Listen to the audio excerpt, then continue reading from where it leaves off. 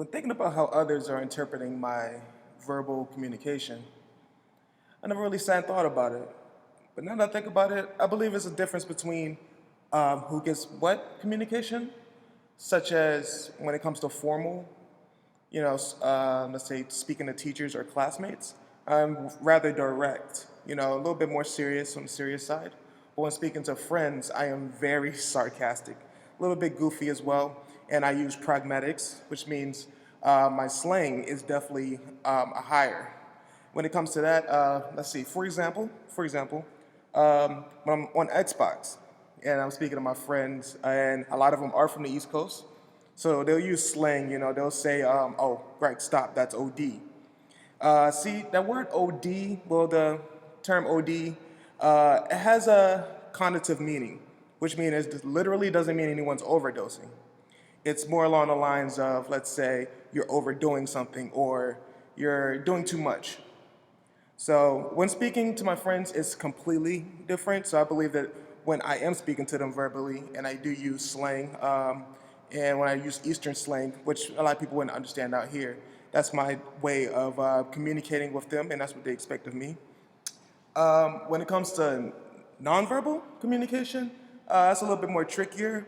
I do believe when it comes to nonverbal, people interpret at my job or at my professional workplace. Since my posture is always on my mind, I try to make sure my posture's straight, which I think can come off as confident at what I'm doing, rather work, or rather getting things done. If I tell you I'm going to, if I do come with a posture, straight face, and I'm looking you in the eyes, my nonverbal shows you that I am attentive and confident and that I can get this job done.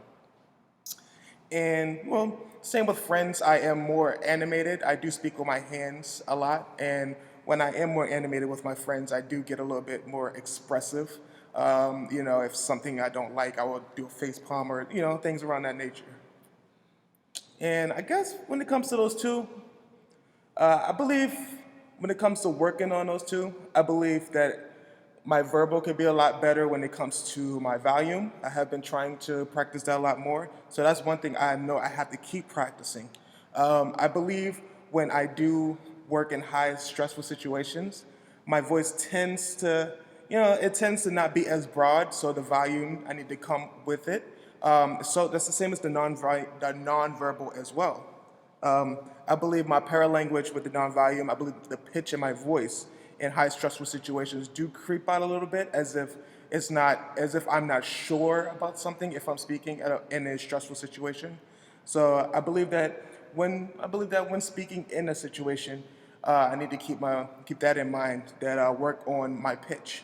So I won't non-verbally be coming off as not confident in a situation, rather at work or in a schooling formal area.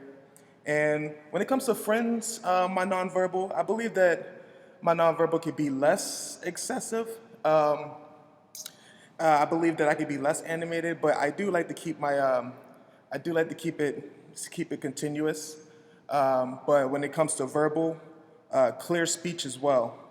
I do have a tendency to, when I do speak informally, I have a tendency to keep a clearness in my voice. When I do pronounce something, I won't say it clear, or I will speed over my words. That's one thing I know I have to practice over and over again to get better at public speaking. Because when I feel like I can lose a crowd that way if I keep speaking and if it's not clear or if I'm troubling over my words. So that's definitely an exercise that I know I have to keep in mind and keep going. All right? Thank you.